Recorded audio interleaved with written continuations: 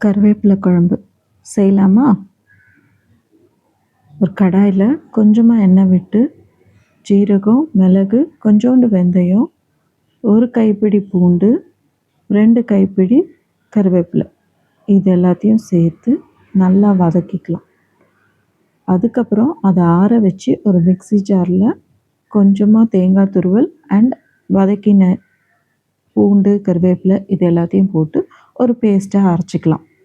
தென் அதே கடாயில் ஒரு 3 டேபிள் ஸ்பூன் நல்லெண்ணெய் விட்டு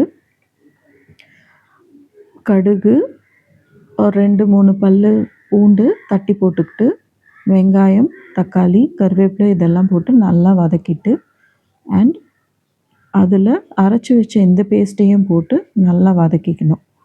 வதக்கி உப்பு, மஞ்சத்தூள், மிளகாத்தூள் போட்டு நல்லா எண்ணெய் பிரிஞ்சு வர அளவுக்கு வதக்க விட்டு தென் அதில் புளி கரைச்சி புளி தண்ணியை ஊற்றிக்கிட்டு நல்லா கொதிக்க விட்டு அது நல்லா திக்கானதும் கருவேப்பிலை குழம்பு ரெடி.